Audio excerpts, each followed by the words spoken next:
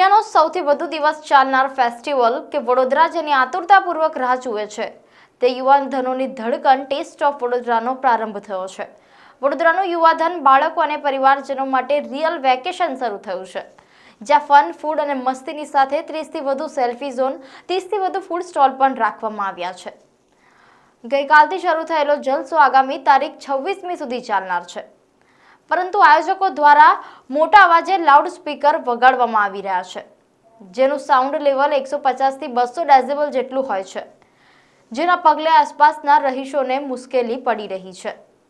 ત્યારે રહીશો દ્વારા આયોજકો સામે કાર્યવાહી કરવા માટે લક્ષ્મીપુરા પોલીસ મથકમાં લેખિત અરજી આપવામાં આવી છે, જેમાં જણાવાયું છે કે ખાનગી ઇવેન્ટના કારણે ઘરના બારી બારણા ધ્રુજી રહ્યા છે, ઉંમરલાયક વ્યક્તિઓને મુશ્કેલીઓ પડી રહી છે, તેમજ ઘરમાં જ તેઓ હેરાન પરેશાન થઈ રહ્યા છે। એટલું જ નહીં, લોકોના બીપી વધવાની પણ ફરિયાદો ઉઠવા પામી છે। ડીજે પર સાઉન્ડ લિમિટ તો ટેસ્ટ ઓફ વડોદરા માટે કેમ નહીં? શહેર પોલીસ દ્વારા ડીજે સંચાલકો સામે લાલ આંખ કરીને કડક કાર્યવાહી કરાઈ છે, ત્યારે લક્ષ્મીપુરા રોડ પર ચાલતા ટેસ્ટ ઓફ વડોદરામાં વાગતા સાઉન્ડ સિસ્ટમ સામે કાર્યવાહી કેમ નહીં? સ્થાનિક લોકોએ પોતાના મોબાઈલમાં સાઉન્ડની ડેસિબિલિટી ચેક કરી પછી પોલીસ જાગી હતી।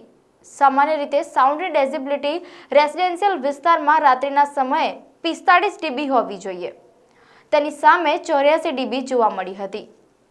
તો બીજી તરફ લક્ષ્મીપુરા પોલીસે તેમને કહ્યું હતું કે આ ઇવેન્ટને મંજૂરી આપવામાં આવી છે, અમે સાઉન્ડની માત્રા તપાસી ત્યારે લિમિટમાં હતી, પરંતુ હવે ફરીથી ચેક કરીશું અને જો તેમાં ધ્વનિની માત્રા વધુ જણાશે તો સિસ્ટમ કબજે લઈ કેસ પણ કરીશું। પરંતુ તેમ છતાં સ્થાનિકોએ વિરોધ જારી રાખ્યો હતો।